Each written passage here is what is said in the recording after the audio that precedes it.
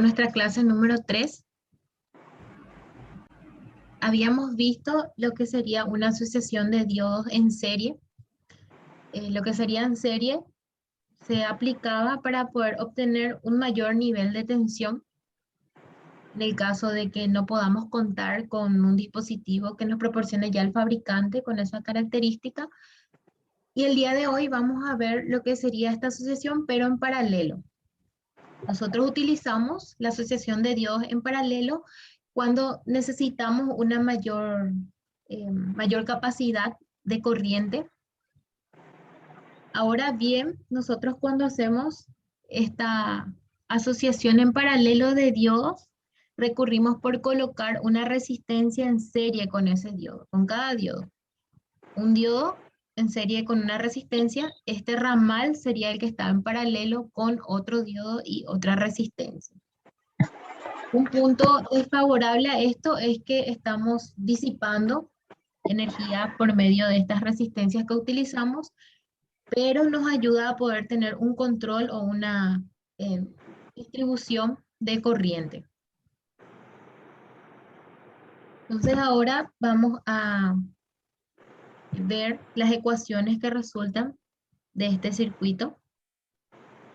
Tenemos una corriente, vamos del primer ramal, vamos a llamarle I de 1. Vamos aquí. Y a la otra rama vamos a llamarle I de 2. Entonces, la suma de estas dos corrientes sería nuestra corriente total. Tenemos esta ecuación que ya estuvimos viendo en la asociación en serie, donde la suma de la tensión de nuestro diodo y nuestra corriente, o sea que en realidad la explicación de esto es, aquí tenemos una tensión completa que sería la del ramal en sí, y esta sería otra de este ramal. Como ambos ramales están conectados en paralelo, entonces tienen la misma tensión. Entonces, como decir, tensión de la rama 1 es igual a la tensión de la rama 2. Pero como cada rama consta, está formado por un diodo y una resistencia, es que tenemos V de 1 más VR1. Ahora bien, podemos ir trabajando un poco esa ecuación basándonos en esta, donde tenemos que la tensión en nuestra resistencia es igual a la corriente del ramal por esta resistencia, por medio de ley de Ohm. Entonces, podemos reemplazar esto en nuestra ecuación que obtuvimos de igualar las tensiones de las ramas. Y nos quedaría finalmente esto. Ahora vamos a hacer un ejercicio para poder practicar un poco esto. Nos dice que tenemos dos diodos que se encuentran conectados en paralelo. Entonces les coloqué aquí el dibujito y vamos a estar teniendo en cuenta esas resistencias que adicionamos al diodo.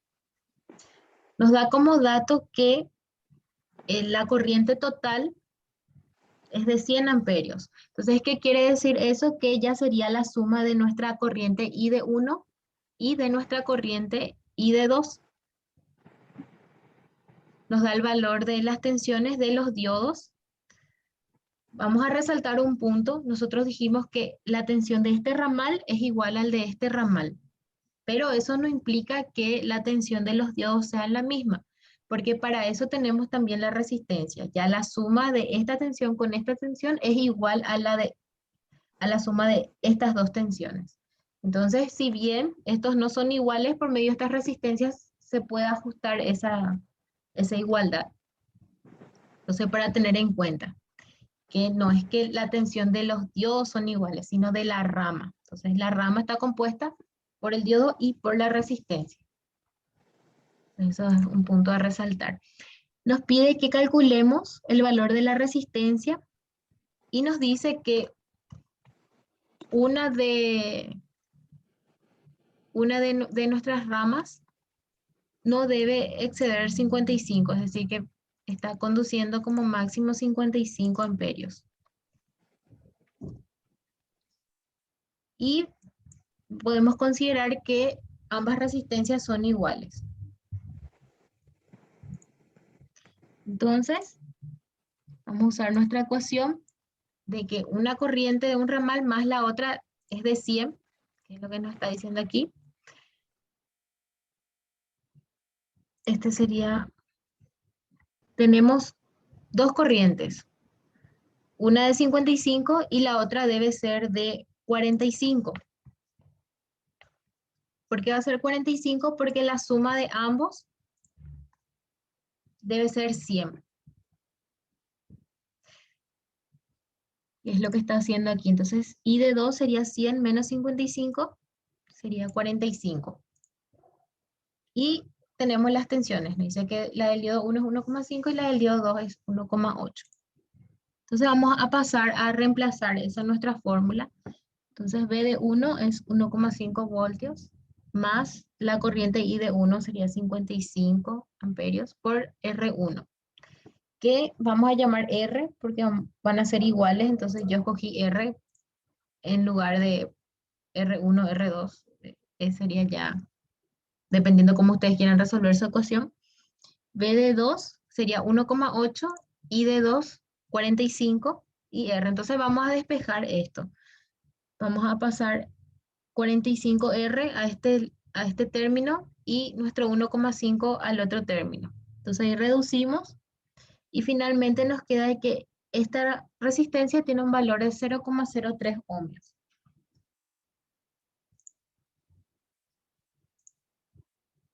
Y nos pedía también la tensión en cada rama. Le solicité esto para que tengamos bien en cuenta que la rama está compuesta por la tensión del diodo y la tensión de la resistencia. Entonces, si de por ahí se les pregunta si es que necesariamente la tensión de este diodo y la de este diodo deben ser iguales, si es que no nos hacemos bien a la imagen del circuito, podemos equivocarnos y decir que sí, pero en realidad no, porque son las ramas las que están en paralelo. Entonces, para tener en cuenta eso. Y se evidencia aquí, reemplazando todos los parámetros, que una rama tiene la tensión de 3,15 y la otra rama también, utilizando cada uno sus respectivos parámetros. Sería nuestra tensión de 1,5, nuestra corriente de 55 y nuestra resistencia de 0,03 nos da 3,15. Y aquí los parámetros correspondientes a la rama 2. Bueno, ahora vamos a ver otro ejemplo. Profe, con el ejemplo anterior te puedo consultar. ¿Sería entonces esas tensiones que hallamos igual a la de la fuente, verdad? ¿O tendría que ser igual, verdad? Sí, así mismo. Supongamos que otra opción podría ser, en lugar de pedirle la de las ramas, les pide la tensión de la fuente. Entonces la fuente también está en paralelo con ambas ramas y tendría este valor. Entonces eso podría ser también una pregunta que se les puede hacer y responde con la misma teoría. Ah, Bueno, gracias, profe. de nada. Ahora vamos a ver otro ejercicio. Nos dice que tenemos dos diodos que se encuentran en paralelo y que la corriente total sería de 50 amperios. Entonces, nos limita que una de las corrientes no debe ser superior al 55% de la corriente máxima. Y la corriente máxima es de 50 porque nos está diciendo eso. La corriente máxima sería de la asociación ya, sería lo que estamos viendo en este punto. Calculamos el porcentaje y sería 27,5 amperios. Entonces hacemos 50 menos 27,5 y ahí vamos a obtener la corriente correspondiente al otro ramal, que sería 22,5. Ahora, lo que sería diferente es que nosotros no tenemos como dato lo que sería la tensión. En el caso anterior ya nos estaba dando ese valor, ahora mismo no, pero nos da esta gráfica. Nosotros habíamos visto la curva característica del diodo, teníamos la parte de bloqueo que estaba en esta parte y esta sería la conducción directa. Como nosotros estamos en una conducción directa, entonces por eso nos está graficado aquí lo que sería la zona de bloqueo. Entonces vimos ahí que a cada corriente le correspondía una tensión, entonces vamos a usar eso ahora mismo para conocer el valor de la tensión que estamos necesitando. Entonces, primeramente tenemos nuestra corriente de 27,5. En realidad esto es muy a ojímetro también. Entonces, cuando ustedes resuelvan eso, no todos van a probablemente escoger exactamente el mismo valor. Yo calculé que aquí sería 27,5, entonces este sería el eje de la corriente, este de la tensión. Entonces una corriente de 27,5 y este punto de tensión tomé como 1,2 voltios. Entonces de repente otra persona podría ver como 1,25 voltios. ¿Verdad? Y hacemos lo mismo con el de 22,5. Tenemos dos curvas, una correspondiente al diodo 1 y otra correspondiente al diodo 2. ¿Por qué sería? Porque habíamos visto que no todos los diodos tienen exactamente la misma curva, que eh, dependería, ¿verdad?, de lo que el fabricante nos presenta. Lo que eso vimos en la primera clase. Entonces, tenemos 22,5 de corriente. Tomé en este punto y consideré más o menos 1,5 voltios, de repente podría ser también 1,4, ya dependería de lo que cada uno visualiza. Entonces, ahora sí ya tenemos todos los valores que necesitamos para llevar a nuestra ecuación. Entonces vamos a reemplazar, tenemos la tensión, la corriente, la resistencia. Esto es igual a la tensión de la otra rama, la corriente de la otra rama y nuestra resistencia. Y de ahí despejamos y obtenemos que esta resistencia tiene un valor de 0,06 ohmios. No sé si hasta ahí alguien tiene alguna duda, de repente cómo extraer los datos.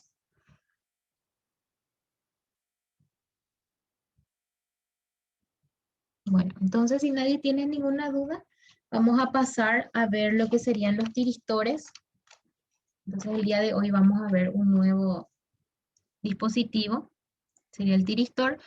Este es el gráfico del tiristor, tiene un símbolo bastante parecido al del diodo, pero de nuevo tendría esta compuerta, esta puerta, que nos permite tener un control del momento de activación del dispositivo. Es decir, si nuestro tiristor se encuentra en una conducción directa, pero esta puerta no fue habilitada, él no puede conducir, él requiere de eso. Entonces, él se va a encontrar en estado de bloqueo por más que, supongamos que tenemos una fuente de tensión alterna, por más que esté en el semiciclo positivo, él no puede dejar pasar todavía ninguna corriente porque él está esperando que por medio de la puerta se le dé esa, esa señal de que puede llegar a conducir ya. Entonces, cuando nosotros le damos ese disparo o esa señal de que puede empezar a conducir, tiene que ser por un tiempo y un valor considerable. A ese valor le llamamos corriente de enclavamiento. Entonces, podemos decir que el tiristor es bastante parecido al diodo, que tiene una condición de conducción parecido, excepto que tenemos una forma más de controlarle que sería por medio de la puerta.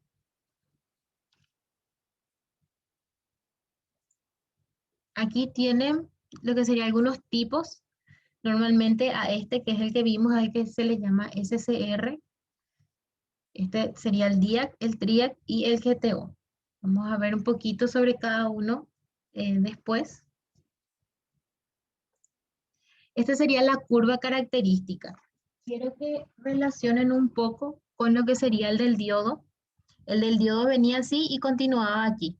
No sé si recuerdan eso. Entonces, ¿qué es lo que tiene de diferente? La zona de transición. ¿Qué representa esta zona de transición? Representaría, en este caso, él ya debería estar conduciendo si es que fuera un diodo, pero todavía no está conduciendo este tiristor, porque es un tiristor porque está esperando la activación. Está esperando esa señal por medio de su puerta. Entonces, cuando recibe ese aviso, ahí recién él puede conducir, por más que ya se encuentre polarizado en forma directa. Entonces, por eso es que aparece esta zona. En caso del diodo sería directamente así. Aquí. Entonces también tenemos el caso ideal. En el caso ideal, aquí está bloqueado, aquí ya tiene una conducción directa, pero como todavía no tiene un estado activo en la puerta, entonces todavía no está dejando pasar la corriente, no tenemos todavía corriente eh, conduciendo. Y esta parte nos muestra en el caso, que sería en el caso de que sí cumpliera con las dos condiciones, de estar polarizado directamente y de haber recibido la señal de activación por medio de la puerta. Les coloqué aquí algunos valores de tensión de ruptura. Esto va a ir variando, pero para colocarles un valor. Acá tenemos una gráfica. Este circuito que vemos es bastante parecido al que hicimos del diodo, pero en este caso tenemos un tiristor. Tenemos aquí la puerta. Entonces vamos a ver un poco qué es lo que pasa dentro de nuestro circuito. Tenemos una fuente de tensión alterna que está dibujado aquí. Esta sería nuestra fuente de tensión alterna.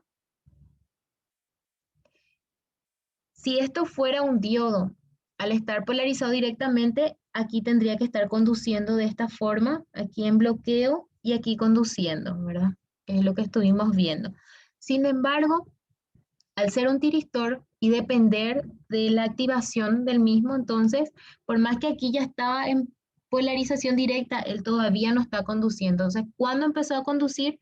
Cuando se dio el caso de que recibió la activación.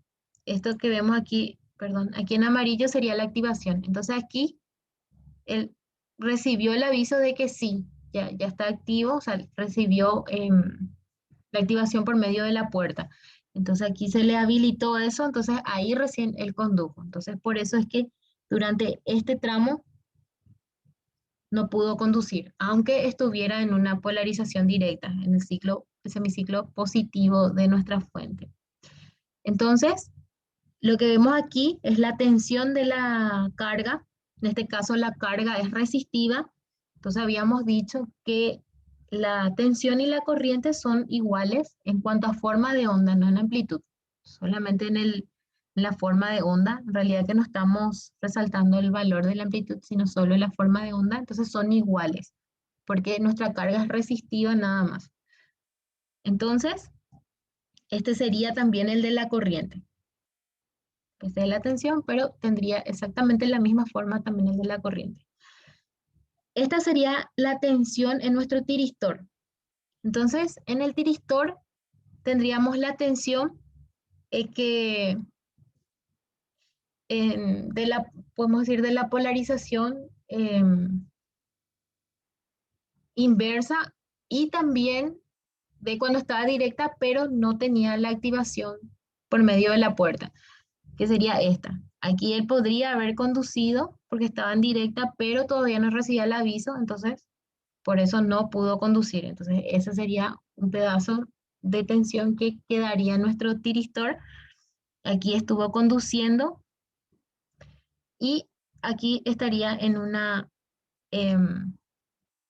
polarización inversa.